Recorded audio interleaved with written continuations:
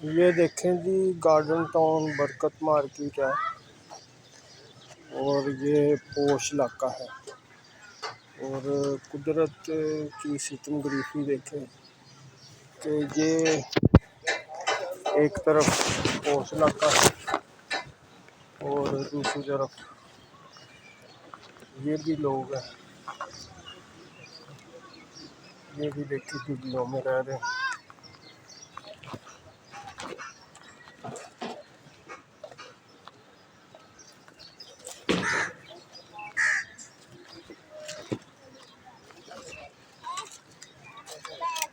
ये भी लोग झुग्गियों में रह रहे हैं। अस्सलाम वालेकुम, क्या हाल है जी बेटे, ठीक है? पखा पुखा नहीं लगा इत्थे? नहीं तो पखा ला लेना सी, कोई सोलर शोलर नाल। नहीं नहीं अंकल जी ऐसी अच्छा लगे। गर्मी बड़ी है ना, गर्मी बहुत है।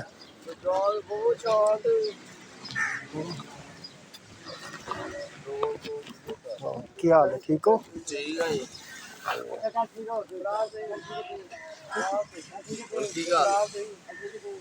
मैं देख रहा कि इन्नी गर्मी दे विच तुसीं इत्थे रह रहे हो। सारे बैठे हुए ने यार प्यारे, आओ नारा मारना चाहिए, आओ जाना चाहिए। नारा कादा मारना चाहिए?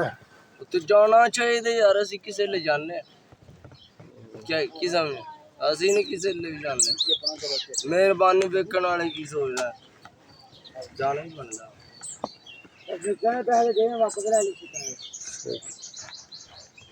जाओ, अल्लाह रहम करेगी, करेगा यार, सब तो करता है। मैं असल च ना बड़ा हैरान सा कि एक तरफ देखो ना, वो सामने घर बने ने, ਉਹ सामने ना फ्लैट बने ने, ਉਹਦੇ ਚ एसी लगे ने, हर तरह दी सहूलतां ने। वो भी अब अल्लाह दी मखलूक है ते वो बिल्कुल सामने तुसी रह रहे हो, तुसी भी अल्लाह दी, उसे अल्लाह ने बनाया ना। मैं वो देख के चीज़ां हैरान रह गया कि अल्लाह पाक दी बेनियाजी है कि एक तरफ किन्नियां सहूलतां लोगों ने दित्तियां ने, एक तरफ यह हाल ने। ठीक मैं तो चाहना कि तुहाडे लई जेह्ड़ा ना गौरमेंट कुछ करे, तुहानू छोटे नहीं, ਅਸੀਂ छोटे नहीं यार कुछ भी करवाना चाहते, ਅਸੀਂ फ्लैट इंज सही, हैं। ਅਸੀਂ इंज सही। अच्छा, हाँ की कह रहे ने? ਇਹ ਕਹਿ ਰਹੇ ਨੇ ਵੀ ਜਾਣਾ ਹੀ ਹੁਣ ਬਣਦਾ।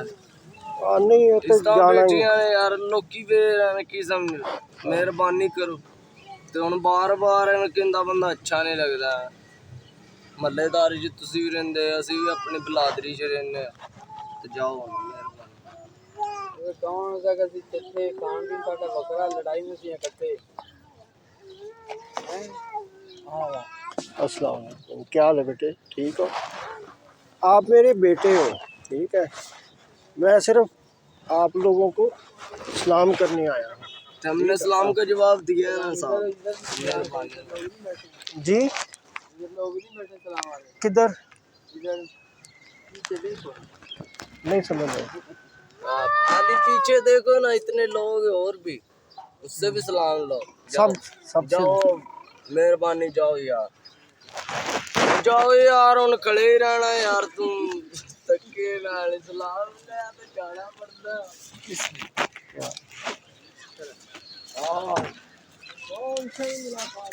सबसे मुलाकात हो गई है। हाँ यार,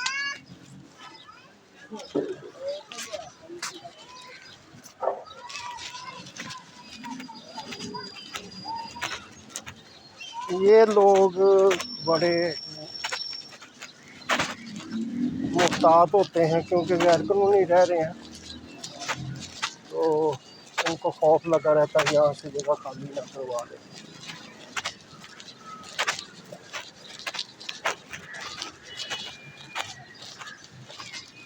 ये देखें कितनी दूर है।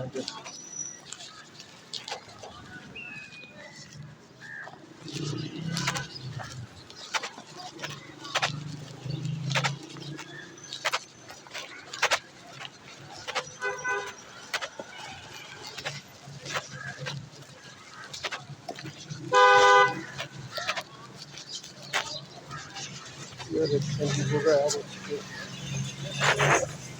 अस्सलाम वालेकुम व रहमतुल्लाहि व बरकातुहू। क्या हाल है जी हज़रत साहब, ठीक हो? कैसी तबीयत है?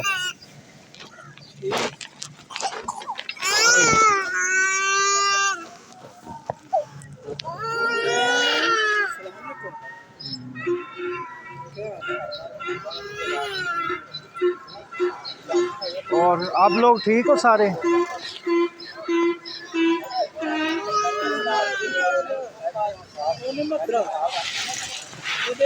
भाई शुगर तो बुखार तो कोई खीर नहीं देगी है तो पानी वाली बोतल देगी तो तेरा नाम ला देगी है फिर इन्हें ला जावे ठीक दवाई है ये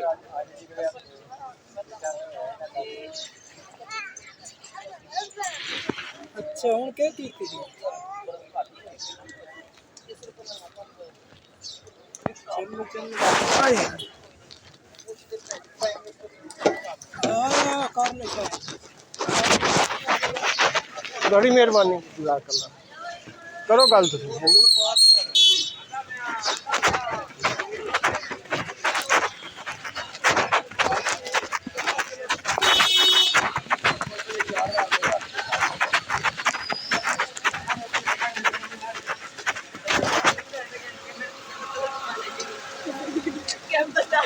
अस्सलाम वालेकुम। हाँ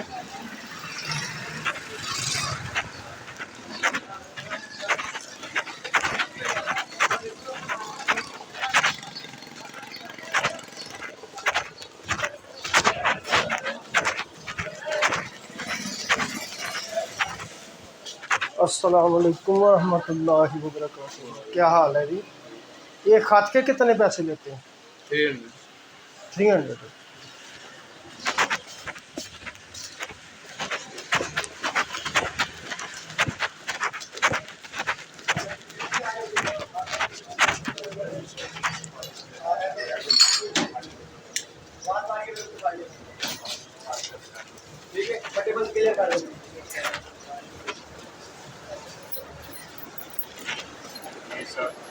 अस्सलाम वालेकुम।